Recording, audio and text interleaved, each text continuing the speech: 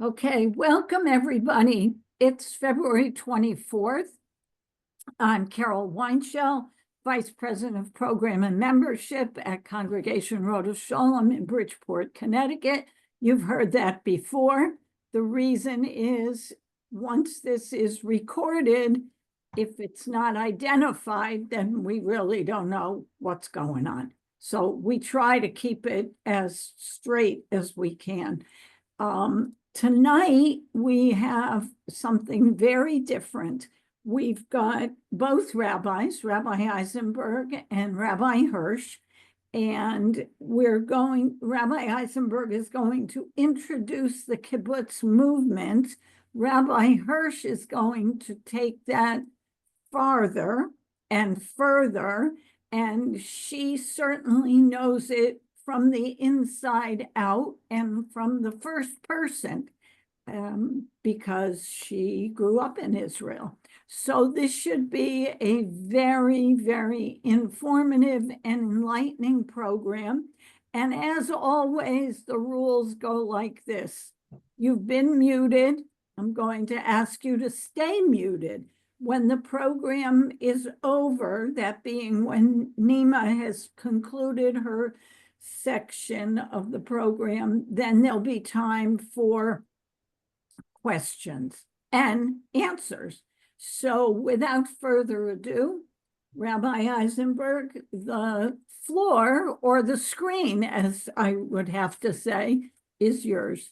Thank you, Carol. I'm still trying to thaw out from Paul Friend's presentation on Antarctica of a few weeks ago, which incidentally was an excellent presentation. And we're really looking forward to hearing Rav Ne'ima, Rabbi Hirsch's presentation tonight. I'm just kind of like a little bit of a window dressing and providing a little bit of background, because as you know, my qualification to discuss this topic compared to Rabbi Hirsch's is, I would describe it as a joke. So, namely, I have not, Rabbi Hirsch is eminently qualified, having grown up in a kibbutz. I'm sure she's going to talk about that. And for me, I've been a kind of a very casual but interested observer over the years. And I wanted to start by giving a little bit of a background.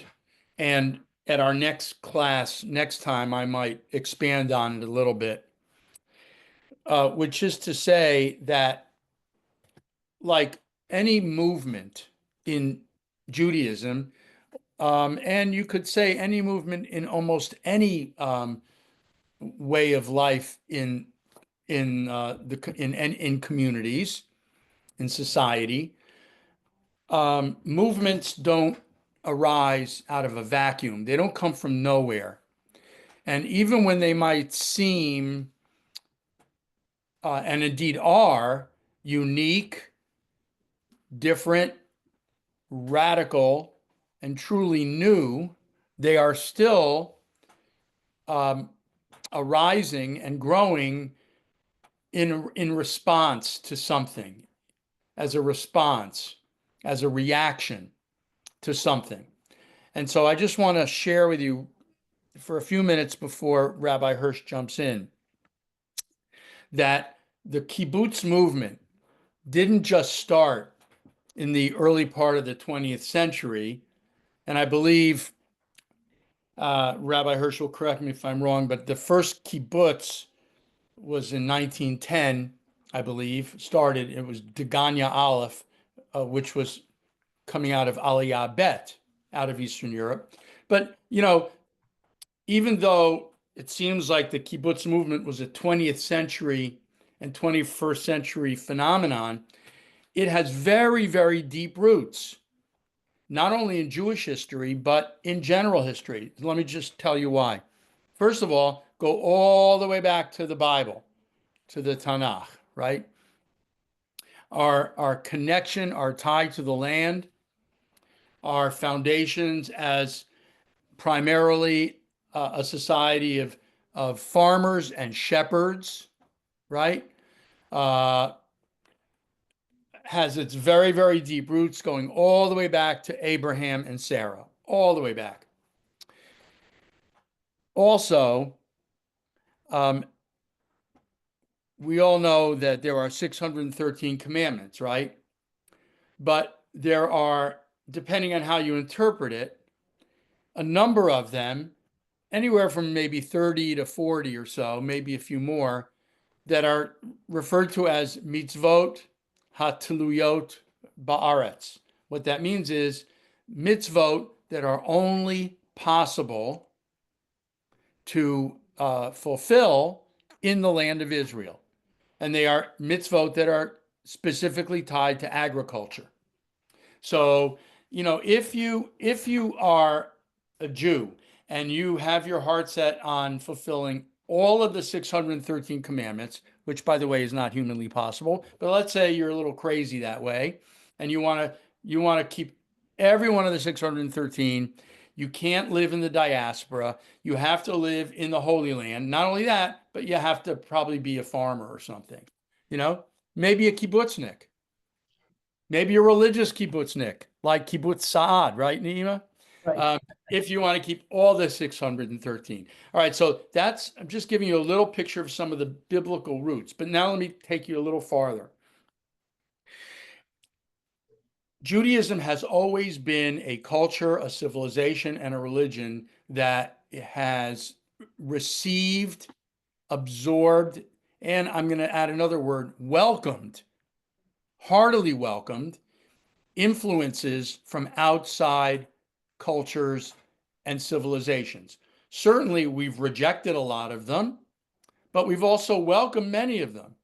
So, case in point, in the Greco-Roman world, or even before, with the influence of Hellenism, of Greek culture, Greek society, going all the way back to the 3rd and 4th centuries BCE, right? We've always been very open and influenced by many of these aspects of ancient civilization.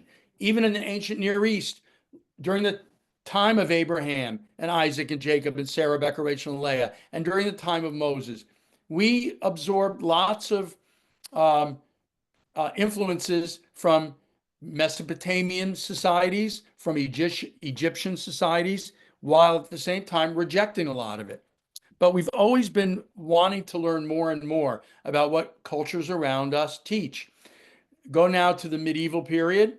Maimonides is a great case in point, Rambam, who, the great Jewish philosopher, halachist, legalist, and, he had to make his mom happy, so he became a doctor as well. That was Maimonides. But Maimonides' great philosophical work, Moreh Nevuchim, Guide for the Perplexed, could never, ever have been written without his study and knowledge of the Islamic philosophers who understood and taught Aristotle, primarily Aristotle. This is Aristotelian philosophy as refracted through Islamic philosophy, which Maimonides studied and knew through and through. And Maimonides studied it, he knew it, he read it in Arabic. And what language do you think Maimonides wrote the Guide for the Perplexed in? Arabic. Okay, so all right, now you keep filing that away. Now I'm going to move ahead about 500 years and get into the middle and last part of the 1700s and in the 1800s, primarily in Western Europe. And many of you have heard of the great philosopher Moses Mendelssohn, Jewish philosopher who happened to be the Zeta of the great composer Felix Mendelssohn Bartholdy, right? Moses Mendelssohn was a brilliant, and he was, a very strict Orthodox Jewish teacher, philosopher, and thinker who was famous for coining the phrase, be a Jew at home and be a mensch on the outside. And that can mean a few things. It can first mean on the outside, be a mensch. In other words, represent Judaism proudly, and so that the people outside see the way Jews act, and that redounds to the benefit and glory of our Creator and of our religion. But it also means that on the outside, you can look and act and behave like everybody else. You can look, as long as you don't eat pork, right? You can look, you can act assimilated, and at the same time, keep the tenets of your faith. As this was going on, Mendelssohn was very, very versed in German and Greek philosophy. He knew it through and through. He brought it into his great magnum opus called Jerusalem. And then after Mendelssohn, Mendelssohn really was near the beginning of the period of time called the Haskalah, meaning the Enlightenment with a capital E. And this is the main point I want to bring to you now.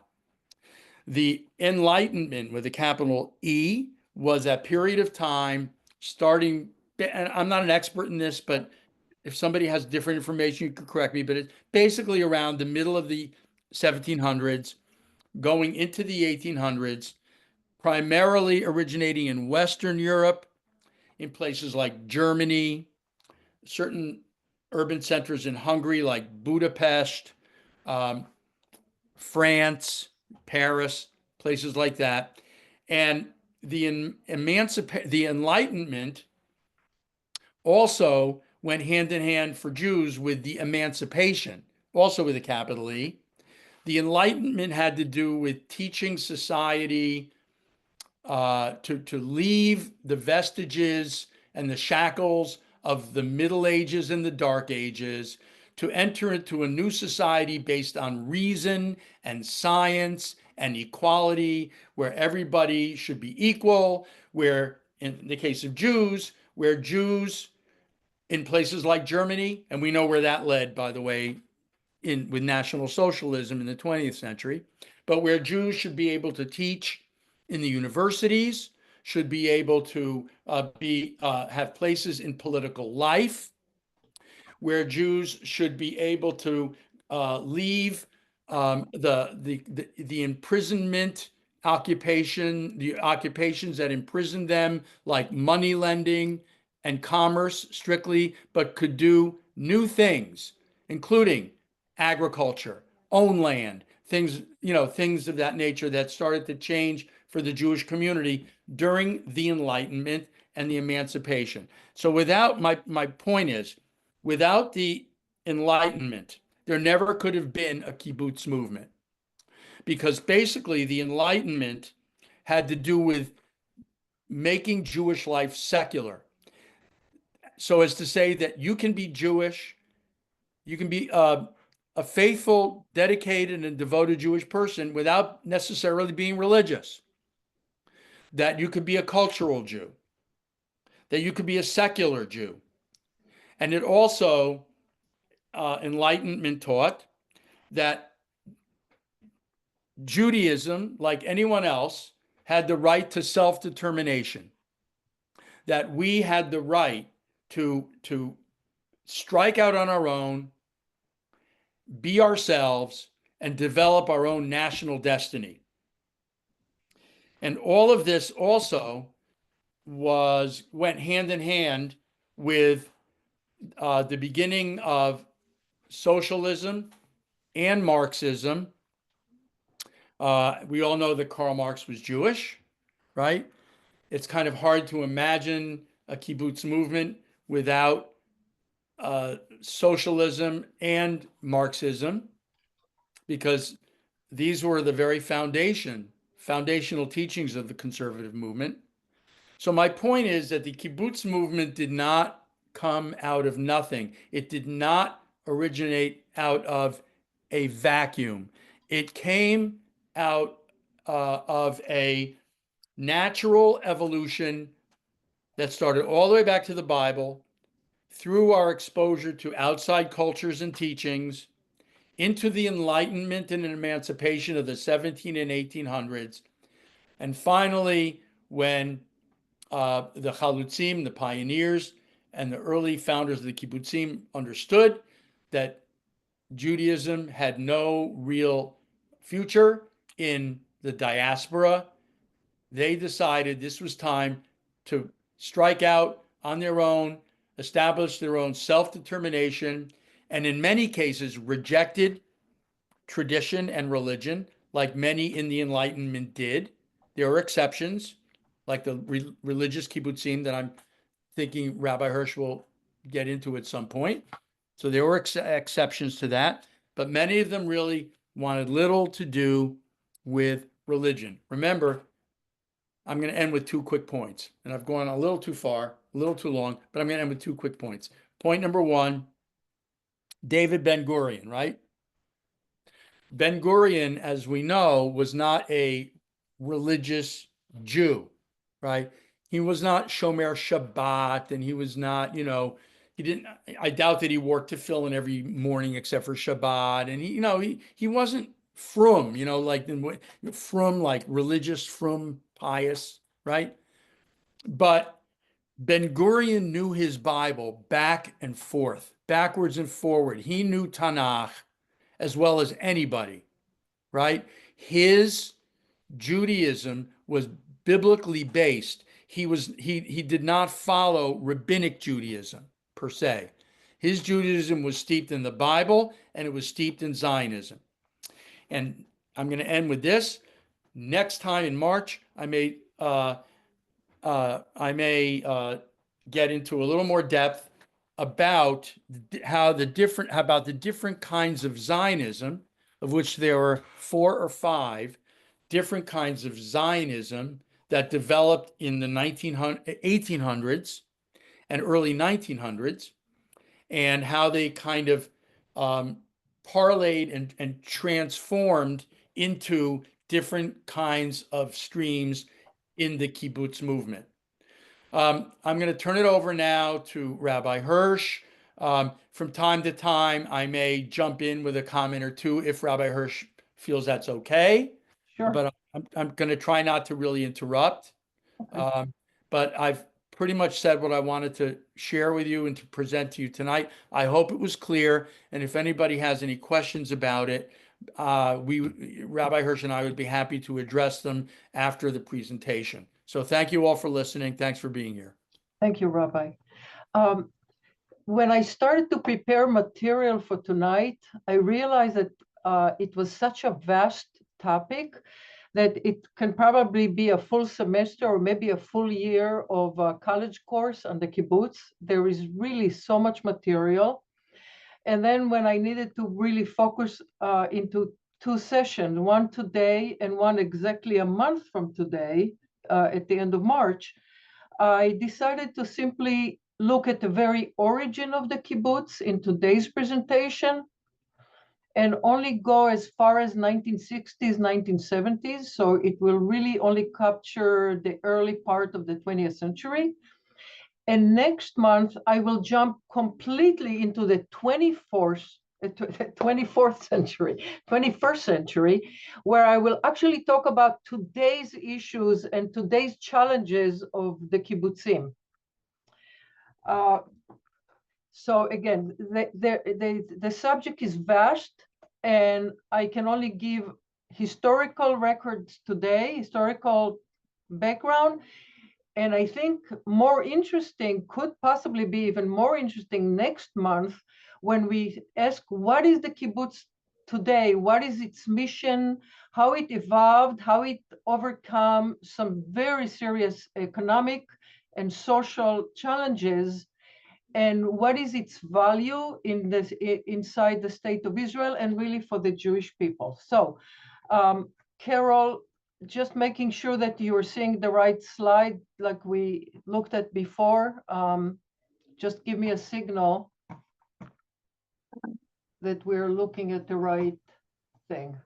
We're seeing your comments, your words. Yeah, but okay, 1 second. How is it now? Perfect.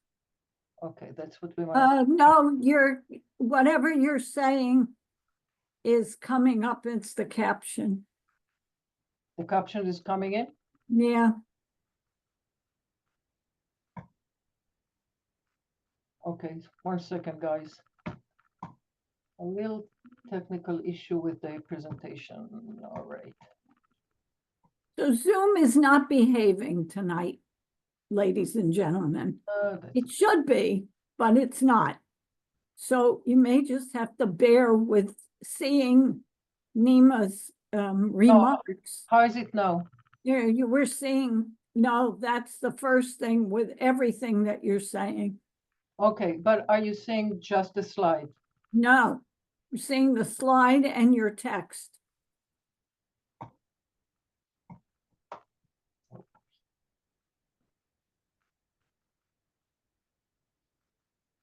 I think you should just do it and we'll. Yeah, we can ignore, Yeah. we can, I think, just ignore the captions, I think. Right, we Okay. just want you to see, look at the big slides is what we'd like you to do, Okay. All right. because it just isn't behaving. No, well, we tested it earlier and it is what it is. Okay. Okay. So shalom and thank you for being here. And I'm skipping over the State of the Union. You all know that at 9 o'clock, we will be done by then. We will have the State of the Union. Today, I will focus on the dream, right? If you remember the title that I gave it, it was really the dream and then the reality of the kibbutz movement.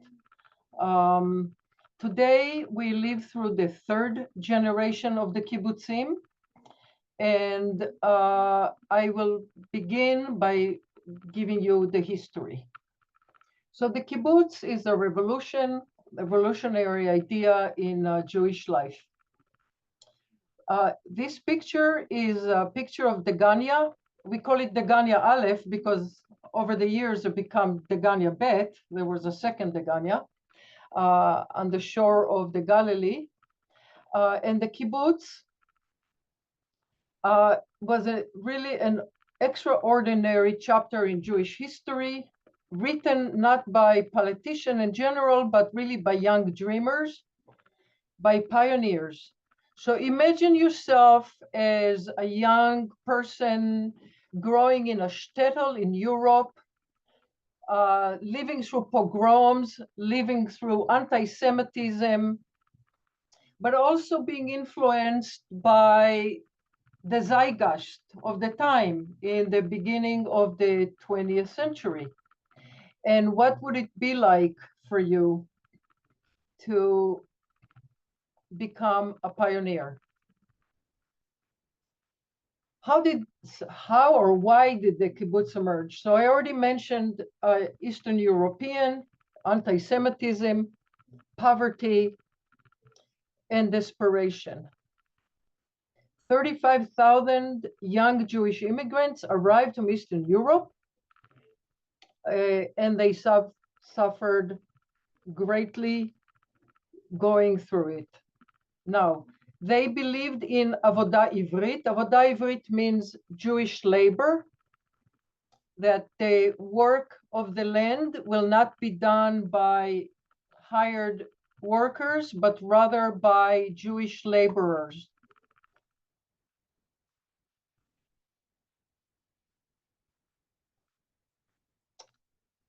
I'm just going to go to the next slide. The second Aliyah, 1904 and through 1914, and because we're calling it second Aliyah, you know that you can imagine that the first Aliyot were actually after the pogroms in Kishinev, 1880s, and the very, very early 1900s, and then a wave of Aliyah of secular Jewish socialists came into between 1904 and 1914, and you also know that these are also the war years, World War I, in the 1914 through 1918.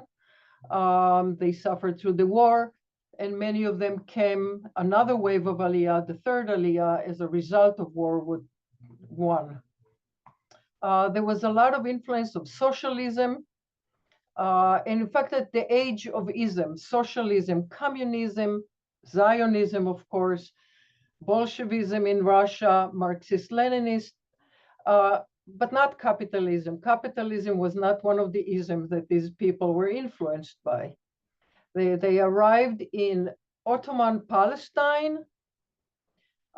ready to work, but having no experience in agriculture, no money, no resources. They slept in tents and worked very hard physical labor, which they were not used to in the old country.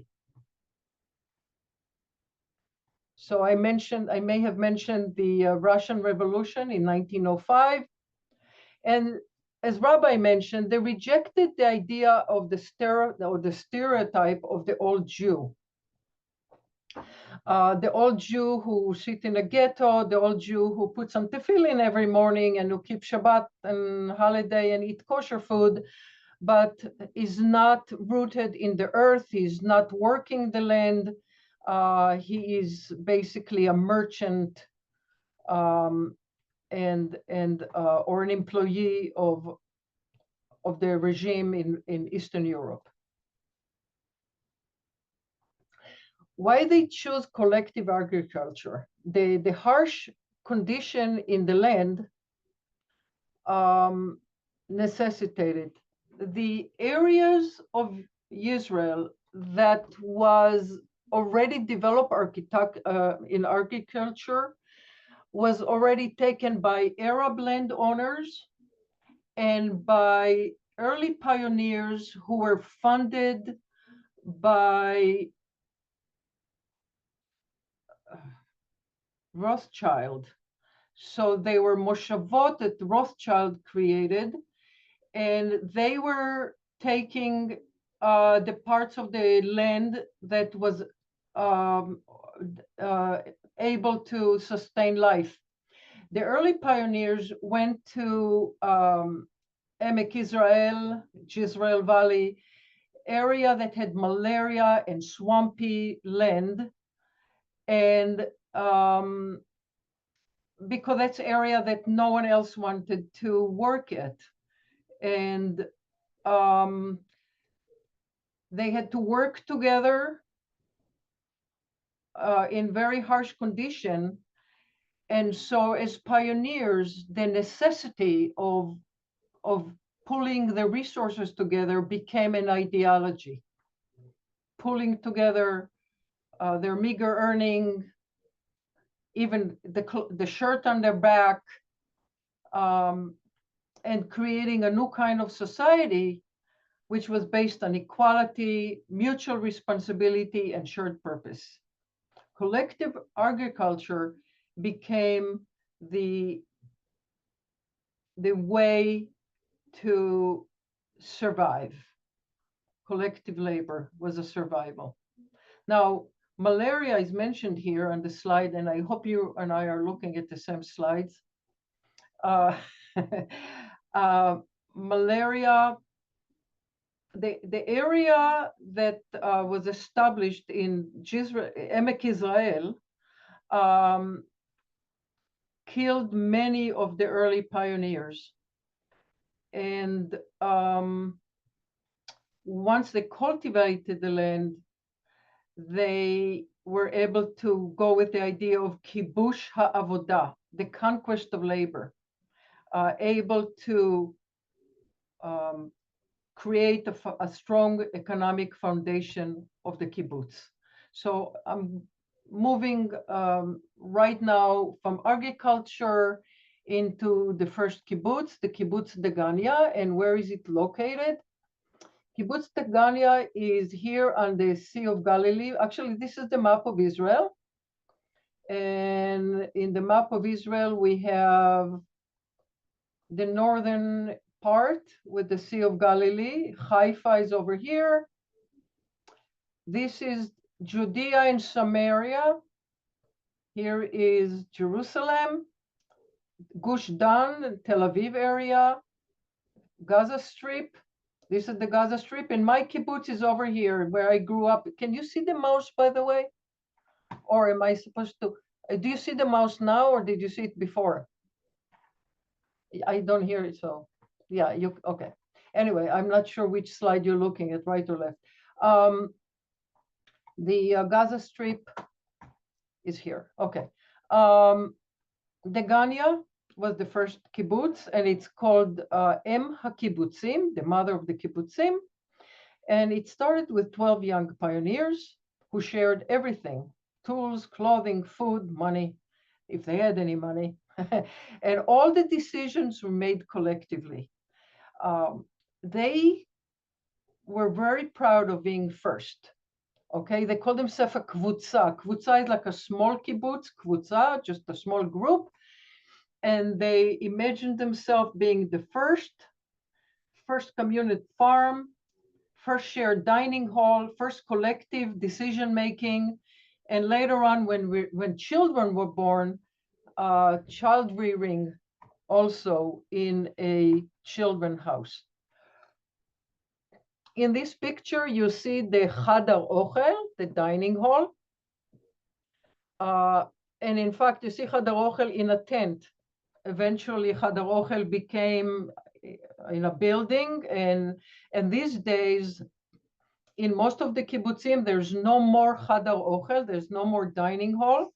Again, that's jumping into the 21st century, where the Chadar Ochel concept, the idea of everyone together eating, sharing a meal, sitting around the table, not necessarily with your family, but really with different people who work with you.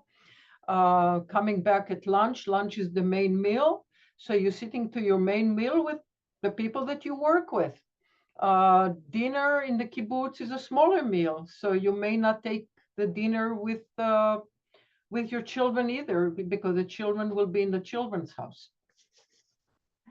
Now, I grew up in a children's house, so I can give you a little bit of an example of my own life. The children's house is called in Hebrew Beit Yeladim. Beit is house and Yeladim is children. So it's called Beit Yeladim, and a woman would give birth and bring her newborn baby to Beit Tinokot, the house of newborn babies. And there will be a woman nurse whose name is in Hebrew Metapelet. Metapelet, caretaker.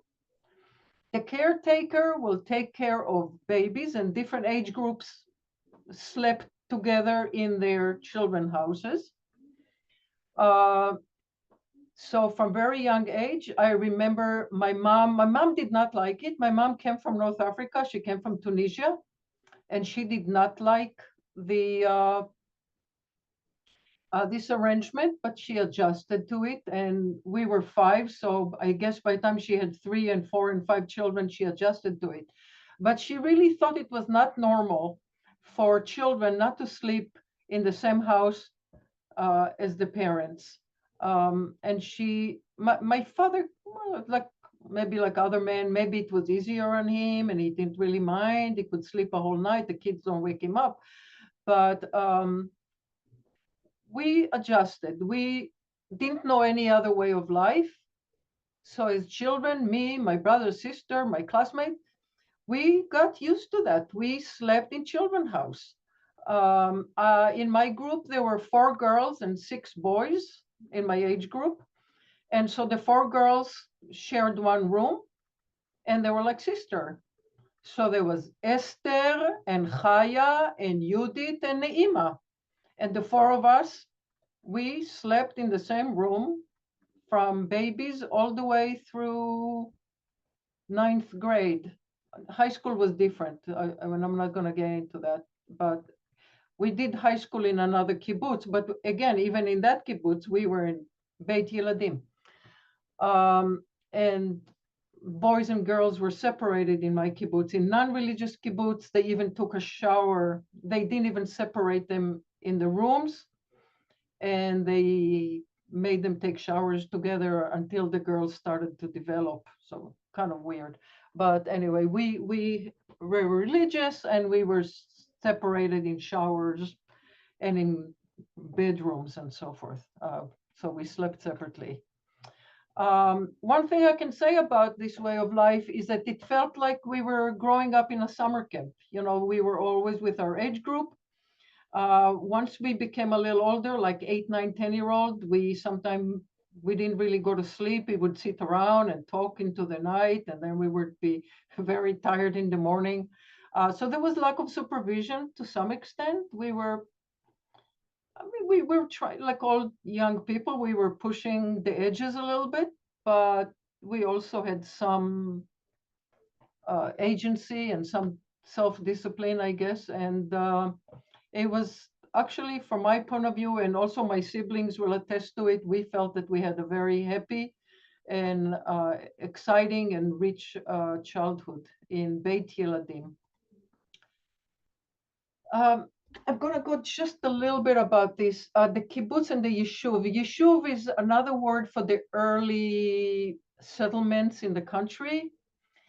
The kibbutz members were the one who drained the swamps, who developed agriculture industry, very involved in the military leadership. Many died in the wars of Israel. And they really made a mark on the early yeshuv. Choma u'migdal, this is just something I thought would be important in the pre-state Israel. Tower and stockade, or choma u'migdal, was a way to create an established kibbutz overnight. And how they did it, it was all prefabricated material, and they practiced in advance on how to go to a area, usually by the border of Egypt, Jordan, Syria, and Lebanon, most often and by those areas, in order to push the country out away from Tel Aviv and the center, so that eventually, when the British mandate will hopefully fail, and right now we are under British mandate, there will be Jewish expansion into the land. Okay, so how you do it? You go at night with a truck full of people and a truck full of material, and overnight you put a kibbutz together, and by the time the British military come around to see what's going on, there's already an established kibbutz, and they don't touch it, right? Because it's an established settlement. And such 57 settlements were built in 3 years. The kibbutz that I was growing up, the Sad grew up, happened just like that in 1947, about a year before the establishment of the state. Overnight, I think it was after Yom Kippur or something like that. I'm pretty sure it was after Yom Kippur in October. They went overnight and put a kibbutz right next to Gaza, This is before there was Nahal Oz and before there was Kfar Aza. There was my kibbutz Saad. It was there earlier. And it's part of 11 nekudot, 11 settlements that were put together that very night, all around the Gaza Strip. And then in further year, in the 1950s, more kibbutzim came to settle around Gaza Strip. Since I'm mentioning the Gaza Strip, you all know that during the war in October 7, many of the invasions occurred in the kibbutzim. So you know that the kibbutz is right on the border. And Kfar Aza, Nahal Oz, Be'eri, Alumim, and so forth, where all the kibbutzim were, they were they were attacked because they're really sitting right on the border. But that was the idea at the early, in the 1940s and 1950s, was to build kibbutzim right next to the border as a way to, for the British, from the point of view of the British mandate, so it will become part of the future state, but also in terms of security for the state, that the kibbutz will provide security and safety for the new state of Israel. 1948. As I mentioned earlier, many kibbutz members were military soldiers, many officers. One example was Yitzhak Rabin, who was chief of staff and also later on prime minister, grew up in a kibbutz. And the influence on the Israeli culture, modesty, equality, volunteering, pioneering spirit. And there were youth movements throughout the world, but specifically, again, my kibbutz was part of the Bnei Akiva, the religious Zionist. There were kibbutzim who were Hashomer HaTzair, who was the extreme anti-religious, very pro-Stalin, for example, celebrating May 1st, using the red flag of communism. And then there were more moderate socialists in the kibbutz movement. So I talked in generality, and now I will go more specifically into kibbutz Ein Harod. And why did I choose Ein Harod? Ein Harod established pretty early, 1921, in Emek Yizrael, Jezreel Valley in the northern Israel. And I chose it because it was the most prominent kibbutz, and it became a role model of many other kibbutzim who came after it. By the way, it's right near Afula, which is the sister community of our region of Bridgeport community. So I mentioned the malaria before, the swampland, and so they lived together more or less in peace from 1921 to 1923. So after 2 years of living together, they started to split up. They were very strong in ideology. They were full of the ism I mentioned before, socialism, communism, Zionism, all of that stuff. And they didn't know if they wanted to turn their face toward Russia as the model, the East, or do they want to turn toward America, England, America, the West, France, England, America, West. Which way to go? Do we go with the communism? Do we go with socialism like Europe, or maybe even capitalism? God forbid, right? Okay, but so there was a partial split in 1923, and then a bigger split occurred in 1952, where they actually created two kibbutzim, Ein Harod Ichud, and they built a wall, and after the wall was Ein Harod Me'uchad. Now the irony of the word is like this: Ichud, the number one in Hebrew is Echad. Echad is one in Hebrew. So listen, Ein Harod Ichud means united, Echad, like one. And then Ein Harod Me'uchad means reunited. So each one of them call themselves a united Ein Harod, and what they do is they split up. The irony is like very bright, jumping in your face. To this day, there is still a wall between those two kibbutzim. There were families that were, husband went to one and the wife went to the other one. The children, I don't know where they ended up. one of my friends, maybe some of you know her, Yael Lipov, she was in one of these kibbutzim that were split up.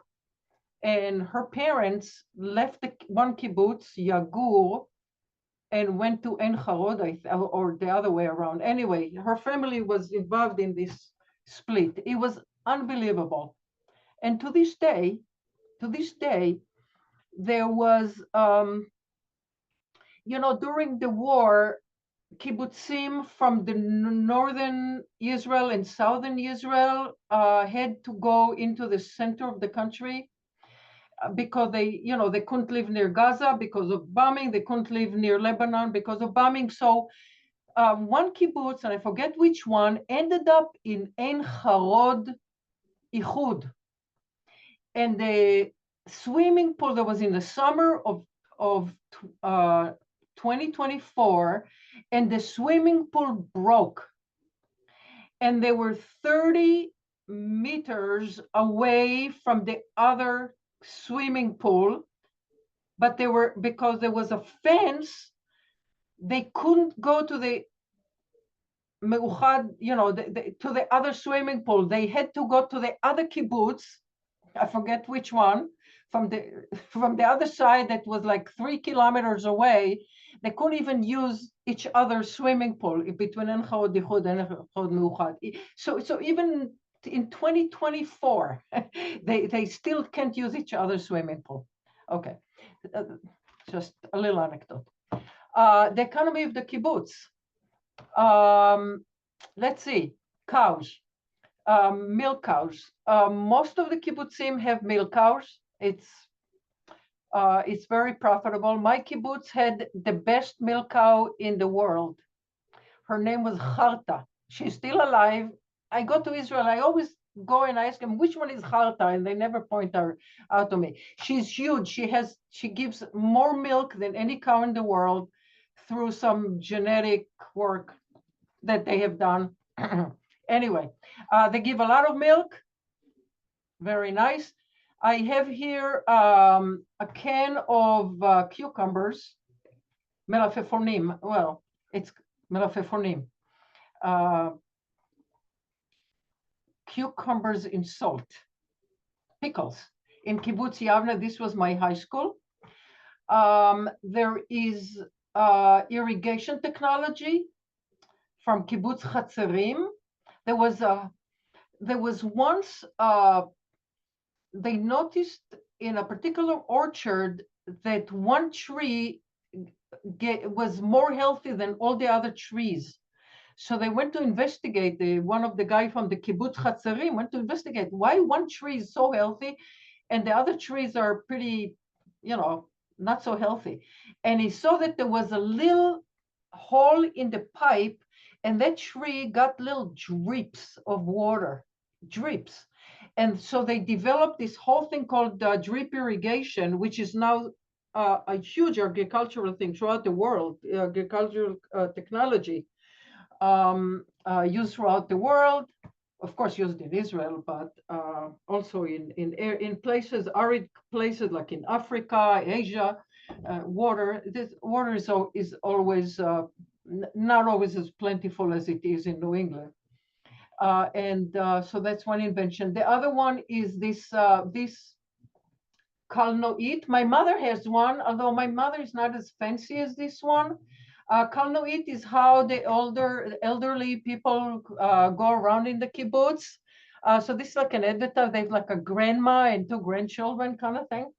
So yeah, some inventions from the kibbutzim and some agricultural, of course.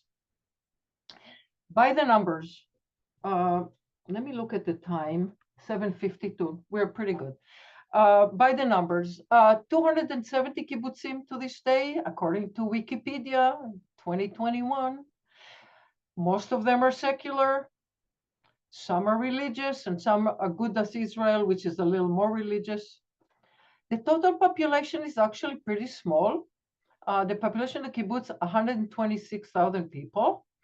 Israel has 10 million citizens, 10 million citizens of Israel. About 7 million are Jews and 3 million are non-Jews, which include Arabs and foreign workers and illegal immigrants and you name it, Muslims and Christians. But anyway, so the size of the community is not very large, 126,000, but it's still pretty substantial. They provide 9% of industrial output, like I mentioned, the irrigation and the kalnoit, $8 billion a year, and 40% of Israel agriculture, because the moshavim and other agricultural output is providing and import, there's import of agriculture as well, provide the other 60%. So a little bit of reflection, the story of the kibbutz, a story of people building a community from the bottom up, story of equality and shared purpose, big part of nation building, legacy of idealism. Many early pioneers died in the military, and the kibbutz has changed since its early days, and I thought that will be a wonderful topic for next month.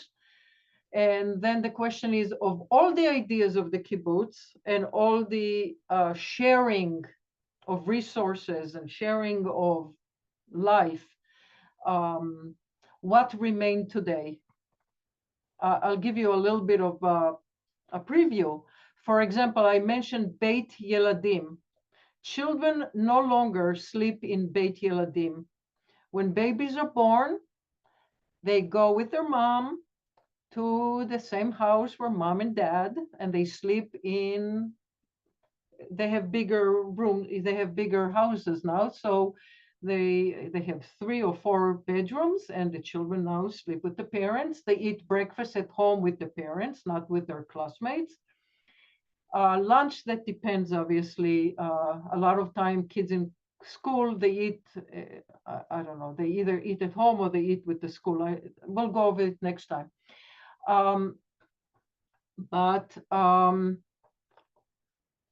People receive salaries.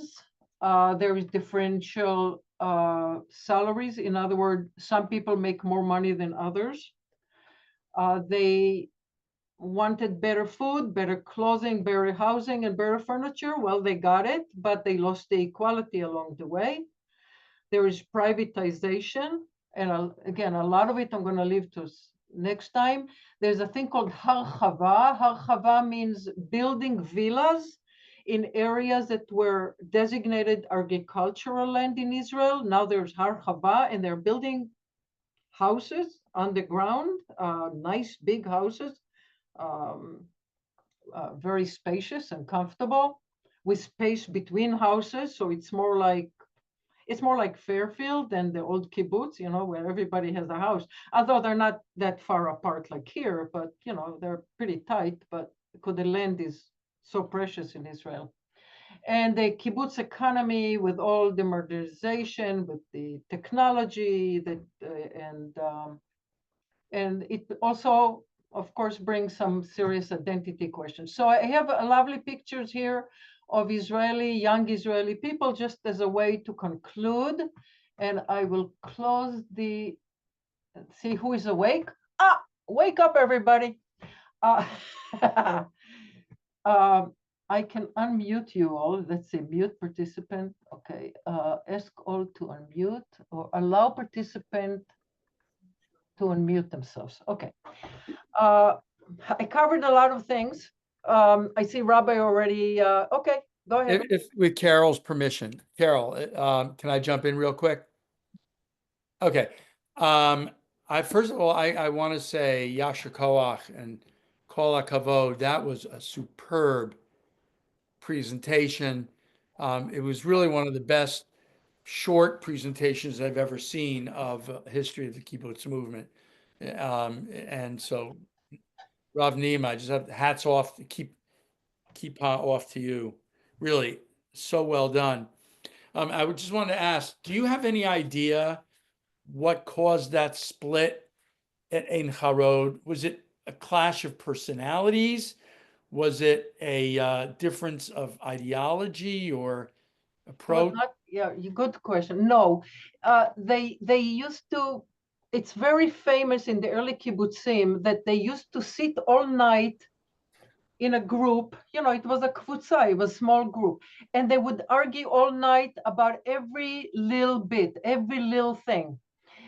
Because when you live in a tight environment like that, and it's like not a normal environment, you're not with your parents, right? I mean, these are young people in their teens and early 20s, just forming their own idea of the world. And they're full of ideology, and they're forming new thoughts and new ideas. And so it was really clash between people who thought that Stalin was the sun and the moon and everything, okay, and communism was the perfect way of life, versus people who wanted a little more private life, a husband who fell in love, a wife who wanted a little privacy and a little more time with their child and a little more money, and people who wanted a little more comfort and kind of looking toward not capitalism completely, but they knew how people lived in Europe, in Western Europe, in England, in France, in Belgium, in Holland, and so forth. And they came, by the way, some of them came from there. They didn't all come from Russia or Ukraine or that side of it. So they wanted kind of maybe more comfortable life and a little different way of running the economy, the kibbutz economy, and how to grow. So it was ideology. And I mean, you guys, who won, right? America won, Russia lost. And in fact, part of when the Soviet Union collapsed, the kibbutz also collapsed. It was very interesting that they collapsed in the 1980s. Around the same time, economically, they collapsed. At the same time that the Soviet Union collapsed, also in a way economically, right? I mean, because it doesn't hold. This idea of equality, of living in a kolkhoz and sharing everything. I mean, there was not enough food in Russia. You can't grow food when you are forced to give your food to the Kremlin, right? I mean, farmers want to work for themselves and make a life for themselves. So the economy in Russia, not only that, of course, they had. I can't get into that. And some of you here probably know more than me, but equality can only go so far. It has its place, and then you can go too far, and equality becomes inequality, and it becomes nobody wants to work. People become lazy. Or those who work hard don't like the idea that some people don't work as hard as they do. And then things start falling apart. And that's what happened to kibbutz in the 1980s. Diana, your husband is from a kibbutz. Yeah. And they always talked about like the demise of the kibbutz was as people had children in other countries or they got gifts, it was the air conditioner and the TV. Because instead of going to the dining hall and watching a movie together, people had their own TV. And people didn't hang out on the porch. They stayed inside with their air conditioner. And they didn't have there wasn't as much in the chadar ochel in the dining hall. And they started getting separate. And everybody's equal until they're not equal. One family has 7 kids and the guy's disabled and everybody's supporting them. And the other guy's working his butt off. And then it's like a family. You start to have resentments and everything's ideal until, you start growing up a little. Exactly. So it held together until 1980s, pretty much. And then it started to fall apart. And then when it fell apart, it just go like a boom, like all at once, it just collapsed. I'm excited to hear this part 2. Part 2 is, it's very interesting. Yeah. I'm curious myself. I mean, I know, but I'm going to research it in order to really make it into a rich experience because it's very contemporary issues. Questions? I want to add to what Rabbi Eisenberg said about how wonderful this was. For me personally, it was enlightening. There was so much I didn't know. And I learned so much. Don't ask me to explain what I learned, but it's the sense, and it's such a different life than what we know here. You know, I mean, everybody is different on this call. Everybody has a different background, but I dare say that we didn't grow up on a kibbutz. We didn't live like that. We lived in our own homes with our families, not an extended family of 30 and 40 people. So it's fascinating to me. And actually, having been to Israel and touring a kibbutz and hearing how the kids don't always stay with their parents, I just can't imagine that. I can't imagine for the parents, and I can't imagine for the kids. I mean, I'm dumbstruck by it, truly. Well, There's a great book called Children of the Dream, and it's about the youth who grew up there. Yeah. Bruno Bartelheim, who wrote Children of the Dream, spent 2 months in a kibbutz one summer, and then he created a whole theory about the limited experience that he had. But it was a nice social experiment, and he wrote about it. Listen, I think the reason that I'm pretty normal is because my parents are normal. Honest to God, I mean, some people came out of it pretty crazy and screwed up. I just had good parents, and not everybody did, by the way. I mean, for good or bad, but my parents were able to give us a sense of family. My father loved Bible and Talmud, and so we were very influenced by that. And we loved studying with him. So my parents were able to create a wonderful home experience, but I want to say that not all parents were able to do it, because the kibbutz was enabling them to not be good parents. It enabled them to allow the metapelet, the caretaker, to take care of the kids. And it just, they didn't always jump. And my mother was so maternal, and so not all parents knew. I just want to say one thing, the Holocaust too. Right. Some people were Holocaust survivors and they didn't have parents. And they immigrated as children, survivors, or, youth survivivors. They didn't have good role model, and they were not good parents. They didn't know how to hug their children. Children grew up without grandparents and parenting issues. So there were some issues like that. Now, listen, not everyone stayed in a kibbutz. Some people couldn't take it. Some people became a member, lived a few years, and said, it's not for me. I'm shoving off. I'm leaving. So people came in, people walked out. It really wasn't for everybody. You know, Nima, you can see how your parents raised you as a close family, because you're very close with your sister and your brothers. Right. But I want to say that maybe most are like that, but there were some people who were closer to their classmates than to their own siblings. Well, this is Lana. If you really think about Eastern European pioneering to Israel, a lot of them very young teenagers.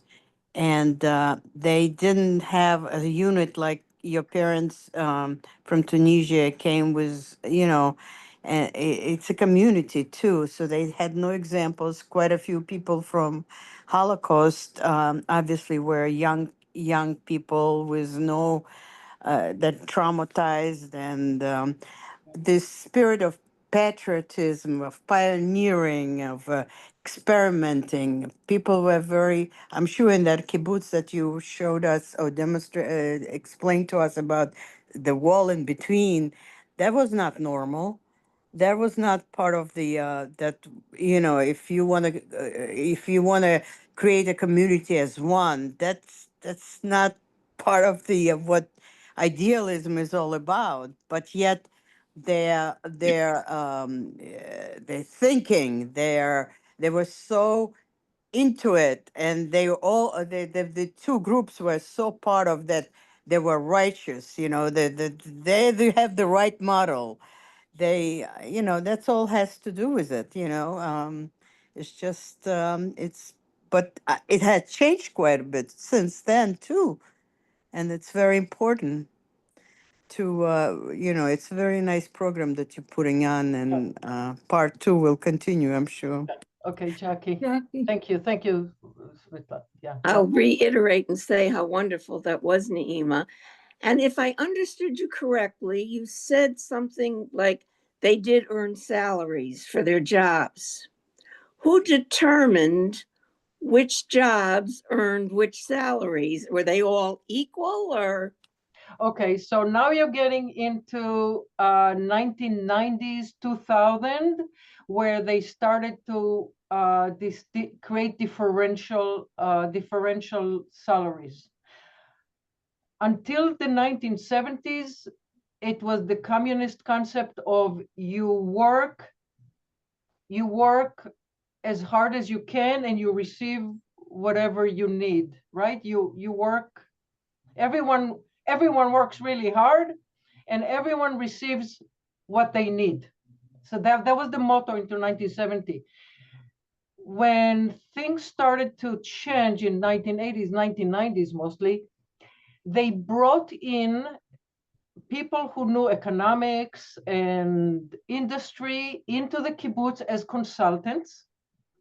And in fact, I didn't even mention that each kibbutz has like a center, like offices, Administration. Administration. You know how the United Synagogue has like a building in New York and people meet there and they have like United Synagogue and all the conservative synagogues are part of that and whatever. So in each kibbutz, there are multiple kibbutz movement and they're all members of like a central committee, and the central committee would hire experts and the experts will go and will say, okay, you are milking cows and you are sowing the field and you are repairing the tractor and you are watching the children as a metapelet and you are cooking in the kitchen. And they say, okay, so each one of these jobs has a particular value and a salary associated with it and the differentiation. So one of my friends was the boss of the carrot processing, right? Carrots is very big in my kibbutz. And he said, listen, he talked to me years ago, 1990s probably. And he said, I'm a manager of a multi-million-dollar business. And I live like the guy who packs the carrot in a bag, but I'm the manager. I make all the decisions. I arrange for the budgets, for the hiring and firing and the equipment, and I work late into the night because I'm the boss. I'm not just 9 to 5. I'm always on, and I'm reporting and this and that. And I live in the same crappy apartment like everybody else, and I don't have anything. I have nothing. I have a bicycle, to go to bicycle to work. Everybody has bicycle. Oh, in a kibbutz, everybody has bicycle or that electric kalnoit that they ride. My mother has one too. She's pretty good. Scooter. Yeah, kalnoit is a scooter. It's electric. So yeah, they created differential salaries based on the jobs, and then people started to shift. People started to shift to the job that pays better, right? So then it's not really paying to milk the cows anymore. So you know who's milking the cows? Thailand, people from Thailand. Thailandim, in Hebrew we say Thailandim. So we have Thailandim, and you remember in the war that many foreign workers were killed or taken hostages? Because every kibbutz has like 20 or 30 workers. Because why would you milk a cow for $10 an hour when you can be the boss of the shed and hire 3 Thailandim to do the work? And so that's what they did. So we have the Thailand, and they pick the avocado.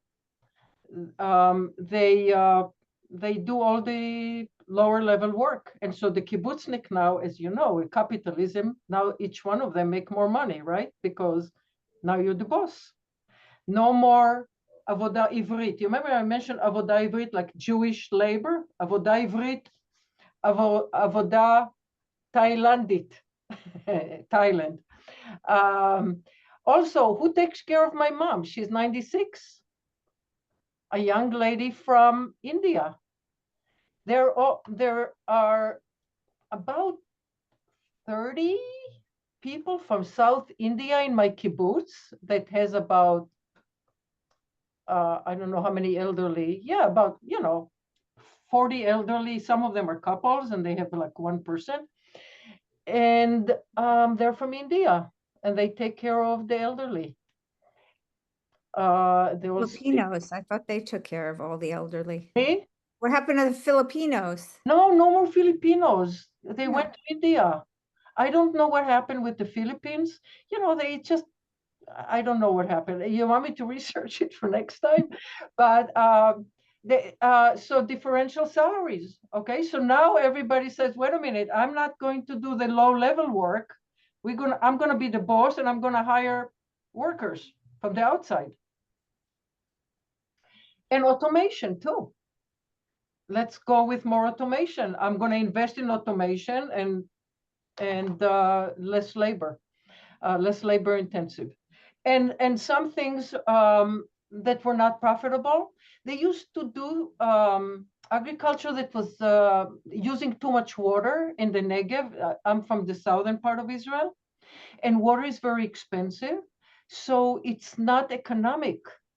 But it only became on the surface when they started to really look at numbers, and they say we cannot grow apples because the weather is not right and it takes, or apples, oranges, whatever, let them grow them in the north where they have more water and cooler weather. Okay, so they adapt to things that in the past they were not really adapted. They're not so careful about the cost. So they like in capitalism, you pay attention to what things cost because you want to maximize your income. Yay, capitalism! Judy Seidel. Judy, unmute. Let me help her. I'm clicking on the unmute thing. Yeah. Okay. What happened on Jewish holidays? On Jewish holiday, I want to talk about secular kibbutzim, because religious kibbutz, Shabbat holiday, like here, like Orthodox, right? Like Avasachim. Okay. In a secular kibbutzim, there was a saying that they went from the Palmach to the Tanakh, from the Tanakh to the Palmach. In other words, they're biblical Jews who came back to Israel, and nothing happened in 2,000 years. They were in freezing, they froze for 2,000 years, and they defrosted in 1948. Okay, and they defrosted in 1948 and opened the Bible and said, Shavuot, you have to bring the first fruit. Yay! Okay, so what they do, they created a modern holiday of Shavuot, and they say, first fruit. So they have a special celebration of all the children who were born that year, and they have a dance where the fathers have, these bags that you carry the children, these things, you wear it like a bag, and then you put the child inside. And all the fathers holding all the babies who were born that year, and they have a dance. And they invent all of these wonderful holidays of bringing the bikurim, bringing the first fruit. And they Pesach, they wrote their own Haggadah because diaspora never happened. So you look in the Bible and it said you have to eat matzah and lamb and have a celebration of freedom. Okay. Actually, it's not completely true. They were singing Who Knows One, Who Knows Two. Where's our picture? Yeah, and they wrote, but they wrote their own Haggadot. You see But that? they like some Sheket Bevaka. So they created their own Haggadah for Pesach. On Rosh Hashanah, they didn't do much. On Sukkot, they did. Rosh Hashanah because shofar. No. They didn't do much. On Yom Kippur, they were not fasting. They had barbecue. And now they do. Now there's a little more religiosity, but they did not observe the fasting. And on Sukkot, they did, they did celebration. Diana, do you know what they did on Sukkot in a non-religious kibbutz? Did they build a sukkah? Do you remember? Opa, sorry. It was also just like more of a agricultural holiday. They celebrated everything and they had plays for everything. And Yeah, right. you know, Passover, they made sure they froze all the pita in time. So they had bread all the Passover. Oh, that's an important thing. In Israel, the bakeries are closed on Pesach. So the kibbutzim, they were non-religious, they would pre-freeze bread and pita in advance so they can eat bread for 7 more days. Right. For 7 days. My kibbutz was kosher. But they did all the holidays. It was like a different play for each one, a different musical program. They went straight from the Bible to the 1940s. Yeah. I think Leon Gould has a question. Judy and Well, Lee. I have comments rather than questions. I'd like to add, I'd like to provide some balance to this discussion. I think Nima gave a very interesting and important discussion, but I'd like to read some statistics to you that I got from the latest Economist. Over the past year, the growth in the United States was 2.3%.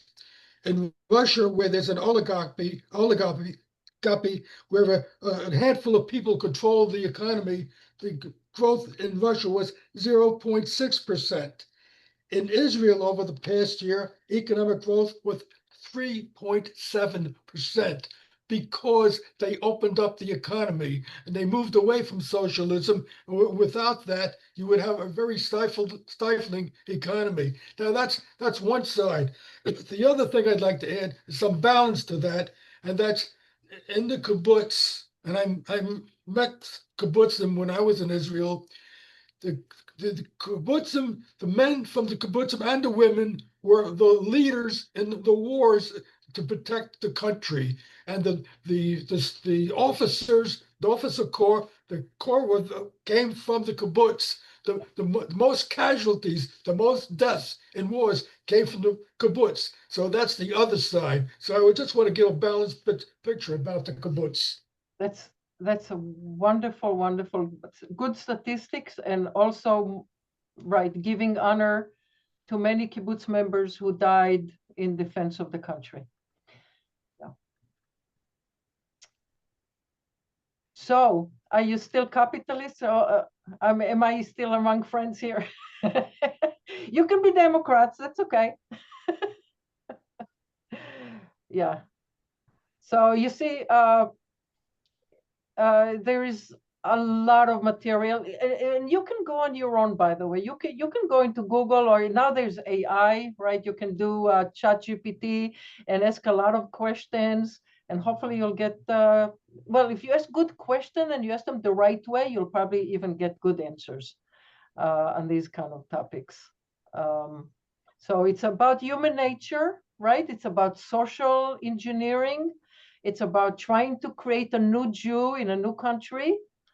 And it's about human nature versus ideals, right? You have ideals, and then sometimes they work, and oftentimes they don't. But it was a wonderful experiment in society, and kol hakavod to those who those who came up with it and those who defended the country and created the economy, and members of Knesset and all the other myriad contributions that the kibbutz has done to the young state of Israel. And now that the state of Israel is getting into its 70s, so it's becoming older country-like, and it wants what other people want when they're in their 70s, right? It wants comfort, it wants to see progress, and it wants to see young people, the grandchildren, the third and the fourth generation now, want to see them succeed. And next time, we will talk about the kibbutz as it is today. Okay, we'll talk a little bit about its failure and then how it kind of wound its way into the 21st century. That's excellent, Carol, if I may. Yep, go ahead, then I'll wrap up.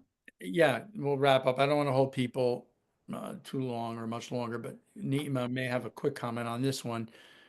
Because I'm interested, in the political, the kind of political ramifications of the differences between the Mapai and the Mapam parties, and the fact that the Mapam was the party closely connected to the kibbutz movement, and they were they tended to be, they eventually merged into the Ma'arach, the Labor Party, both, but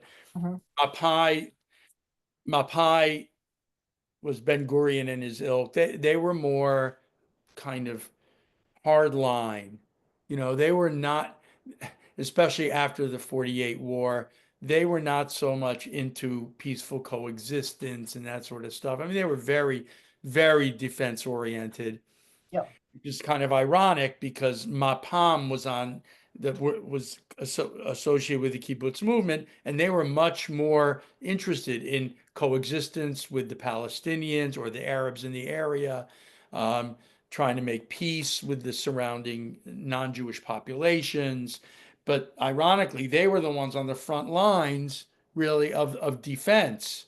And eventually, it was the Mapam that faded into, almost an ineffectual party, and pretty much swallowed up and dominated much more by Mapai and Labor. So I don't know if Neem had any quick comments about that.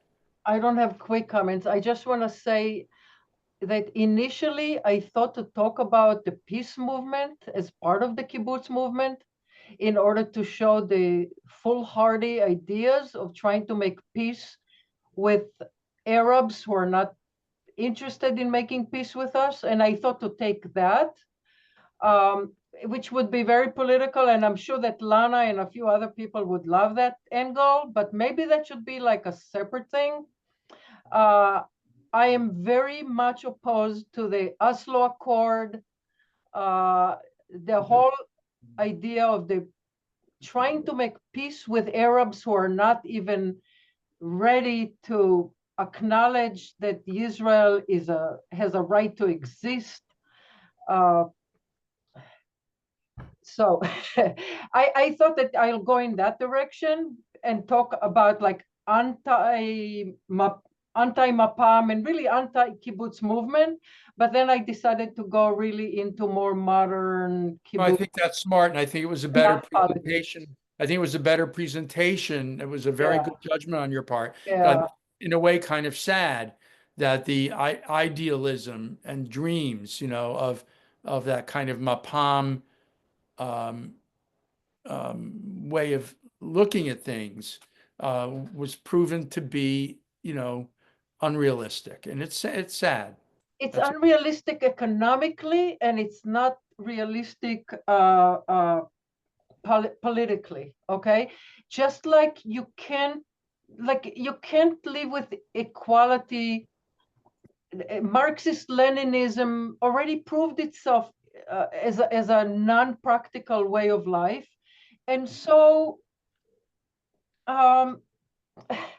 it's the collapse of communism and the collapse of Mapam. It's one and the same. It's idealism doesn't work. It's utopia. The world is not an ideal world. The world is real world. And I'm talking as a religious Jew. I believe in the Bible. I believe in God. I believe in Torah. I don't believe in communism. For me, that's the anti-religious. It's like against human nature, and it's against God to be a communist. And so this whole peace movement, it came from people who didn't believe in God. That's it. And Oslo Accord is for people who didn't believe in God. And look what happened. It's a terrible thing. October 7 happened. It's a wake-up call. Okay. I think we'll close for now, and we'll go to the 24th.